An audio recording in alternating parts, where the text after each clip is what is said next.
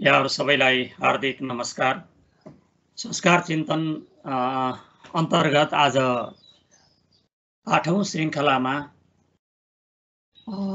कस्तो आसनमा कतातिर फर्केर बस्ने भन्ने सन्दर्भमा केही संक्षिप्त चर्चा लिएर उपस्थित भएको छु। हामी वास्तविक रूपमा आसनमा बस्छौँ पूजा सन्ध्या वन्दन आदि गर्दा, भोजन गर्दा, योग साधना गर्दा कस्तो आसनमा कुन दिशातिर फर्केर बस्ने भन्ने बारेमा हामीले सामान्यतया ख्याल गरिरहेका हुँदैनौँ। त्यसका लागि पूर्वीय वाङ्मयमा केही चर्चा गरिएको छ, जसको बारेमा हामीले केही न केही आधारभूत ज्ञान प्राप्त गर्न सक्यौँ भने सफलता तत्त कर्ममा सफलता प्राप्त गर्न हामीलाई सहज हुनेछ। अब हामीले सन्ध्या वन्दन गर्दा र पूजा गर्दा यथासम्भव हामीले शुद्ध आसनमा बस्नुपर्छ भन्ने हामीले सोचेका छौँ तर हामीले कस्तो आसनमा बस्ने, कस्तो आसनमा बस्दा उच्च सफलता प्राप्त गर्छौँ भन्ने कुरामा हामीले त्यति ध्यान दिइरहेको हुँदैनौँ।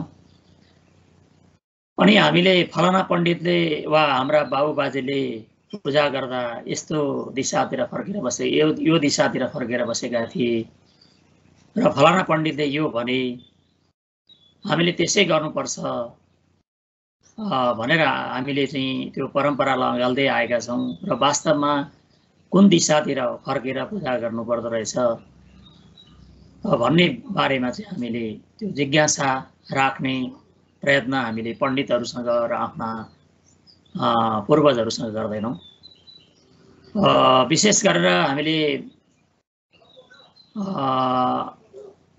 आफूलाई वैज्ञानिक ठान्छौँ र विज्ञानमुखी ठान्छौँ अहिलेको भौतिक युगमा, र आफ्नो कपडाहरू नमैलिउन् र बस्न आरामदायी होस् भनेर हामीले आसनमा त बस्ने गर्छौँ, तर हाम्रा ऋषिमुनिहरूले आसनकै आधारमा हामीहरूलाई सफलता वा असफलता प्राप्त हुने कुरामा निर्देशन गरेका थिए। कुनै पनि आसन नबिछ्याइकन भुइँमा बस्नाले दुःख हुन्छ, स्वाभाविक छ, आसनमा बस्नुपर्छ। काँटी ठोकिएको काठको आसनमा वा बाँस आदिद्वारा निर्माण गरिएका मान्द्रा आदिमा बसेर पूजा अर्चना गर्नाले दरिद्रता हुन्छ, त्यस्तो आसनमा बसेर पूजा गर्नु हुँदैन। ढुङ्गामा बसेर पूजा गर्दा, ध्यान गर्दा, योग गर्दा रोगी भइन्छ भन्ने सन्दर्भ हाम्रा ऋषिमुनिहरूले बताएका छन्। घाँसको आसनमा बस्दा अब्जस पाइन्छ, अर्थात् हामी परालको गुन्द्री मानौँ, त्यो घाँस नै मानौँ त्यसलाई। त्यस्ता परालका गुन्द्रीमा बसेर हामीले पूजा आदि गर्दाखेरि अब्जस पाइन्छ भने पातको आसनमा बसेर पनि हामीले कहिलेकाहीँ पूजा अर्चना गरिरहेका हुन्छौँ, सन्ध्या वन्दन गरिरहेका हुन्छौँ। त्यो पातको आसनमा बस्दा हाम्रो चित्तलाई एकाग्रता गर्दैन र त्यसले हाम्रो चित्तलाई चञ्चल बनाइदिन्छ। त्यसै गरी कपडाबाट बनाइएका चक्ला आदिहरू हुन्छन्, त्यो आसनमा बस्नाले जपको, ध्यानको र तपस्याको हानि हुन्छ। त्यसैले यस्ता आसनमा बसेर जप, ध्यान, तपस्या र पूजा अर्चना गर्न हुँदैन भन्ने कुरा हाम्रा ऋषिमुनिहरूले बताएका छन्। र त्यसो भए कस्तो आसनमा बस्ने त भन्ने जिज्ञासा जागृत हुनु स्वाभाविक छ। हामीले उपयुक्त आसनमा बसेर गरियौँ सन्ध्या वन्दन, पूजा अर्चना, तपस्या, योग आदि गऱ्यौँ भने त्यसले हामीलाई कहिले पनि असफल र निराश हुनुपर्ने अवस्था आउँदैन। त्यसैले हाम्रा पूर्वजहरूले कस्तो आसनमा बस्दा सफलता प्राप्त गर्न सकिँदो रहेछ भन्ने बारेमा केही चर्चा गरेका छन्। कालो मृगको छालाको आसनमा बस्दा सबैभन्दा पुण्यदायक हुन्छ भन्ने उल्लेख गरिएको पाइन्छ। त्यसमा पनि जुनसुकै मृगको छालालाई आसन बनाएर बस्ने व्यक्तिको कामवासना वा यौन इच्छा शान्त हुन्छ। हामीमा जुन कामवासना जागृत भइरहेको हुन्छ त्यो मृगको छालाले त्यो कामवासनालाई शान्त गर्न त्यसले प्रेरित गर्छ। किनभने त्यो मृगको छालामा सात्विक किसिमको विद्युत शक्ति चाहिँ हुन्छ, त्यो प्रवाहित भइरहेको हुन्छ र ज्ञान शक्ति र आध्यात्मिक साधनाका लागि मृग चर्म अत्यन्त उत्तम आसन मानिन्छ।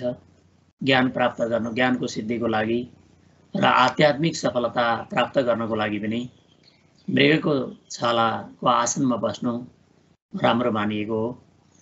त्यसैले सप्तगुण प्रदान गर्ने योगीहरू र ब्रह्मचारीहरू मृगको आसनमा बस्न रुचाउँछन् र बसेको पनि हामीले देख्ने गर्छौँ। त्यसको अपवादका रूपमा गृहस्थी, जो पुत्रवान गृहस्थीहरू छन्, त्यस्ता गृहस्थीले चाहिँ मृगको चर्ममा बस्न हुँदैन भन्ने कुरा स्मृतिमा उल्लेख गरिएको देखिन्छ। मृगचर्म प्रयत्नेन वर्जेत पुत्रवान गृही। मृगचर्ममा चाहिँ जो गृहस्थी, पुत्रवान जसका छोरा छोरीहरू रहेका छन्, सन्तति रहेका त्यस्ता गृहस्थीको लागि मृगचर्म चाहिँ निषेध गरिएको छ र मृगचर्म विशेष गरेर योगी र ब्रह्मचारीहरूका लागि सर्वोत्तम मानिएको छ। अब बाघको छालाको आसनमा बस्दा व्यक्तिको ओज र पराक्रम बढ्दछ, किनकि त्यसमा सात्विक होइन राजसी किसिमको गुणको चाहिँ विद्युत शक्ति, त्यो प्रकारको चाहिँ विद्युत शक्ति प्रवाहित भइरहेको हुन्छ। सबै जसो राजनीति गर्ने, नेतृत्व गर्ने व्यक्तिहरू, प्रशासनिक नेतृत्व सम्हाल्ने व्यक्तिहरूले बाघको छालामा बसेर शासन गर्नु उपयुक्त मानिन्छ। त्यही कारणले गर्दा राजा सिंहासनमा बाघको छाला बिछाउने प्रचलन चलेको हो र बाघको छालाको आसनमा बस्दा सर्पको, बिच्छीको आदि विषालु जीवहरूले डस्न नपाउने सम्भावना नि बढ्ता रहन्छ। अन्य आसनमा धेरै बस्दा मान्छेमा अस्वस्थताका लक्षणहरू देखिन्छन्, तर मृगको छाला र बाघको छालामा धेरै बेर बस्दा समेत त्यस्ता लक्षणहरू, अस्वस्थका लक्षणहरू देखिने सम्भावना अत्यन्त न्यून रहन्छ। मृगको छाला र बाघको छालाको आसनमा बसेर हाम्रा ऋषिमुनिहरूले आफ्नो ब्रह्मचर्यको पालना गरेका थिए। त्यति मात्रै होइन, पराक्रम पनि प्राप्त गरेका थिए र सम्भाव्य शारीरिक रोगबाट पनि उनीहरूले आफू बचेको कारणले गर्दा यस्तो आसनमा बस्नुपर्छ भन्ने निर्देश हाम्रा ऋषिमुनिहरूले गरेका हुन्। न धेरै अग्लो न धेरै होचो, एक पवित्र र एकान्त स्थानमा आसन बिछाउनुपर्छ।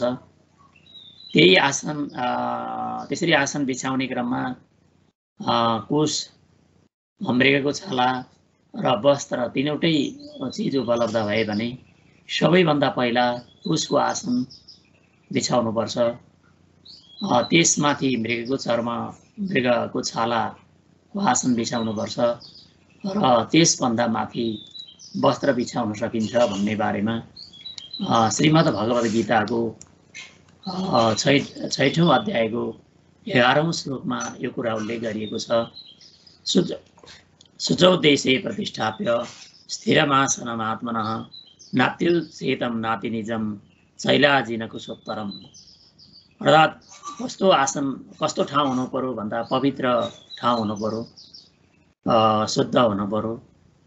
त्यो चाहिँ भूमि जहाँ बसिन्छ योग तपस्या पूजा अर्चना गर्नको लागि त्यो पवित्र शुचौ देशे प्रतिष्ठाप्य, त्यो शुद्ध चाहिँ ठाउँमा राखेर, जहाँ स्थिरम आसनम आत्मनः, त्यस्तो चाहिँ स्थिर, नात्रि चेतन नाति निजन, न अग्लो न होजो, स्थिर किसिमको चाहिँ आसनमा बसेर अब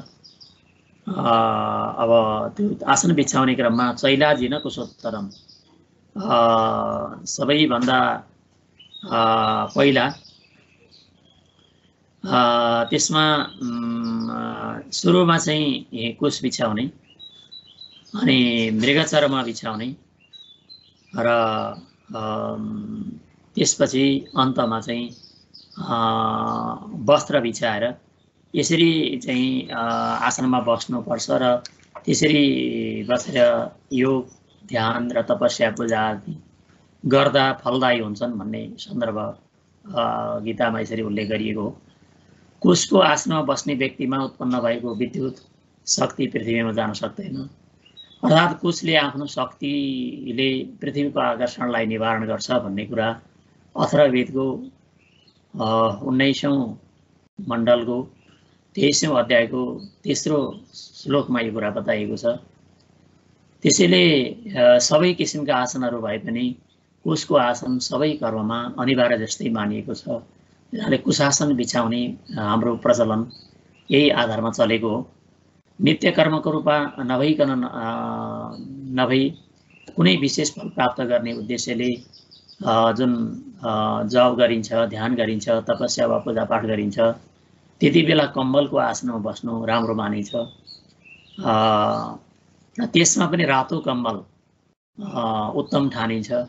कालो मृग चर्मको आसनमा बसेर कर्म गर्दा ज्ञानको सिद्धि प्राप्त हुन्छ भने बाघको छालामा बसेर कर्म गर्दा मोक्ष प्राप्ति हुन्छ। त्यसै गरी कुशको आसनमा बसेर कर्म गर्दा मन्त्रको सिद्धि हुन्छ भन्ने कुरा चाहिँ हाम्रा ऋषिमुनिहरूले शास्त्रमाहरूमा उल्लेख गरेका छन्। अब त्यसो भए आसन अब कस्तो प्रकारको छान्ने त, छनौट कसरी गर्ने, कस्तो प्रकारको आसन छान्ने भन्ने बारेमा पनि हामीमा जिज्ञासा हुन सक्छ।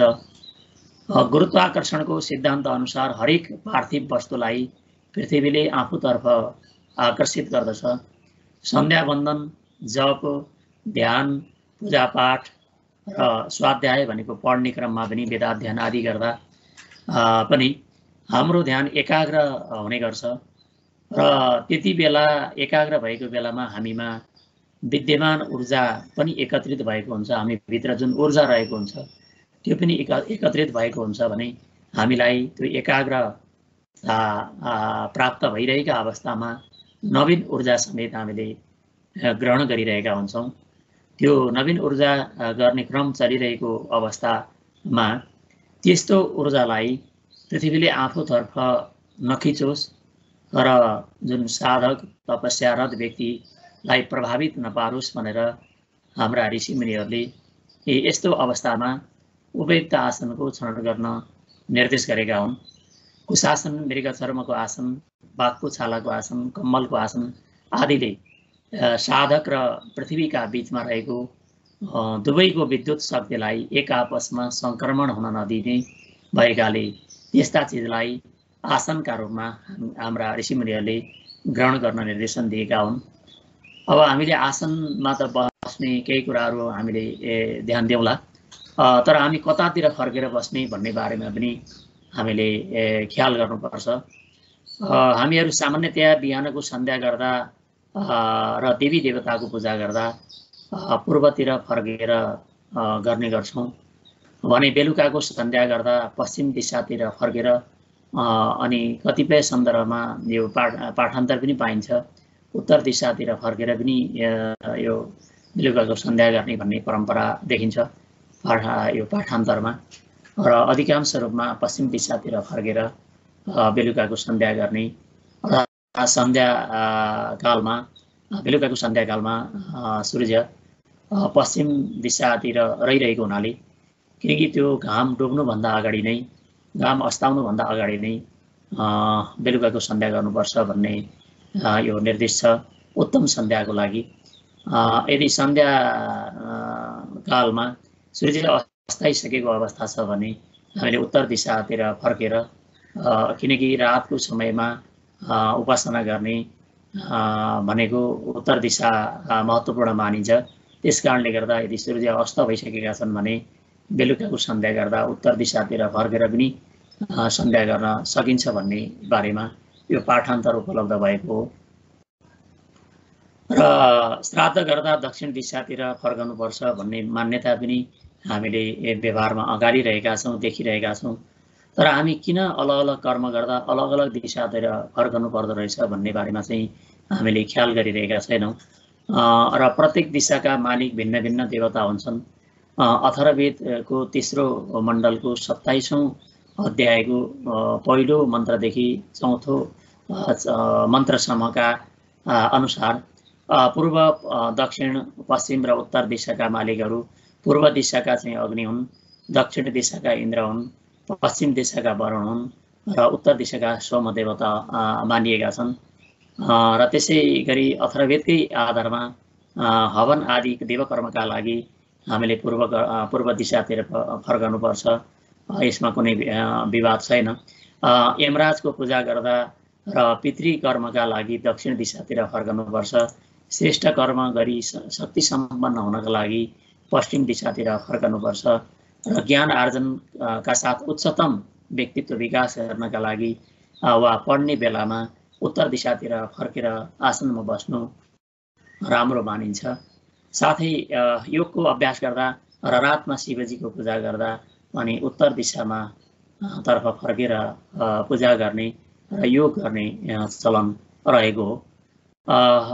बिहान ब्रह्म मुहुर्तदेखि मध्याह्नकालसम्म सूर्यको आकर्षण सामान्य रहने र त्यस अवस्थामा हाम्रो ज्ञान तन्तु अत्यधिक फुर्तिलो भई हामीमा दैवी गुणको विकास हुने भएकाले बिहानको सन्ध्या गर्दा, प्रातकालीन सन्ध्या गर्दा, नित्य पूजा गर्दा, नैमित्तिक पूजा गर्दा, संस्कार सम्बन्धी पूजा गर्दा र हवन गर्दा हामीले पूर्व दिशातिर फर्कने परम्परा चलेको हो। उत्तर दिशामा हिमालय रहन्छन्। त्यतातिर फर्केर अध्ययन र योगाभ्यास गर्नाले हाम्रा मनमा प्राचीन तपस्वी ऋषिमुनिहरूको उच्चतम आदर्श उपस्थित हुन्छ। शिवजी पनि उत्तर दिशाकै कैलाश पर्वतमा रहन्छन् र विद्याको कामना गर्ने व्यक्तिले शिवजीको उपासना गर्नुपर्ने भएकाले पनि यस्ता कर्म गर्दा हामीले उत्तर दिशातर्फ फर्कनु पर्ने कुरा शास्त्रमा उल्लेख गरिएका हुन्। वेद आदि शास्त्रहरूमा उल्लेख भए अनुसार दक्षिण दिशामा चन्द्रमा भन्दा माथिल्लो कक्षमा पितृलोक रहेको हुन्छ र पूर्वतर्फ फर्कँदा सूर्यको आकर्षण पितृहरूका लागि अवरोधक हुने भएकाले अनि उत्तर दिशातिर फर्कँदा पितृहरू पिठ्यौँ पछाडि पर्ने भएकाले गर्दा पितृकर्म गर्दा हामीले दक्षिण दिशातर्फ फर्कनुपर्छ भन्ने प्रचलन आएको हो। बेलुका सूर्य पश्चिम दिशामै हुने अब यो सूर्यास्त हुनुभन्दा अगाडि सन्ध्या गर्नुपर्ने भएको यो उत्तम सन्ध्याका सन्दर्भमा पश्चिम दिशातर्फै हुने भएकाले सूर्यतर्फ फर्केर बेलुकाको सन्ध्या गर्न शास्त्रले निर्देश गरेको देखिन्छ। र यदि सूर्य अस्ताइसकेको अवस्थामा उत्तर दिशातर्फ फर्केर पनि सन्ध्या गर्न सकिन्छ बेलुकाको। जप तप पूजा अर्चना योग आदि साधनाद्वारा आर्जन गरेको जुन विद्युत शक्ति पृथ्वीमा स्थानान्तरित नहोस् र साधकमै जो तपस्यारत योगीहरूमै चाहिँ सुरक्षित रहोस् भन्नका लागि खाली भुइँमा नबसिकन कुचालक र असङ्क्रामक आसनमा बस्ने प्रावधान ऋषिमुनिहरूले गरेका हुन्। त्यसका लागि मृगचर्म, बाघको छाला, कुशासन, कम्बल, रेशमी वस्त्रलाई ग्राह्य र पवित्र आसन मानिएको हो। ती मध्येमा पनि मृगचर्म योगी र ब्रह्मचारीका लागि, बाघको छाला राजा वा प्रशासकको लागि जो नेतृत्व सम्हाल्छन् तिनीहरूका लागि ती उपयोगी मानिन्छ। र गृहस्थीहरूका लागि भने कुशको आसन सर्वसुलभ हुने भएकाले त्यसमाथि कम्बल र त्यसमाथि रेशमी वस्त्रको आसन उपयोगमा ल्याएर सम्बद्ध कर्म विशेषको सिद्धिका लागि सम्बद्ध दिशातर्फ फर्केर पूजा अर्चना योग ध्यान तपस्या आदि गर्नु पर्छ भन्ने बारेमा हाम्रा ऋषिमुनिहरूले यो निर्देश गरेका हुन्। र यो हामीले आसन चाहिँ त हामीले मा बस्छौँ। आसन बस्ने सन्दर्भमा पनि आसनको विशेष चाहिँ के छ भने यो कर्मको प्रकृति अनुसार आसनको भेद हुन्छ। जस्तो कस्तो कर्म गर्छौँ तदनुसारको आसनका पनि भेद हुन्छन् र भिन्न भिन्न आसनमा बस्नाले भिन्न भिन्न फल प्राप्त हुन्छ। साधना गर्दा आलस्य लाग्ने गद्दामा बस्नु हुँदैन गद्दामा बसियो भने त्यो गद्दाले गर्दा हामीलाई आलस्य चाहिँ प्रदान गर्छ। देवताको मूर्तिको अगाडि साधना बसेर चाहिँ साधना गर्नु पर्छ, सामुमै बसेर गर्नुपर्छ। देवताको दायाँ वा पछाडि, दायाँ बायाँ वा पछाडि बसेर तपस्या गर्नु हुँदैन भन्ने सन्दर्भमा पनि हाम्रा ऋषिमुनिहरूले यो शास्त्रीय दृष्टिकोण प्रस्तुत गरेका छन्। र आसनका सन्दर्भमा हामीले बढीभन्दा बढी ख्याल गर्न सकौँ।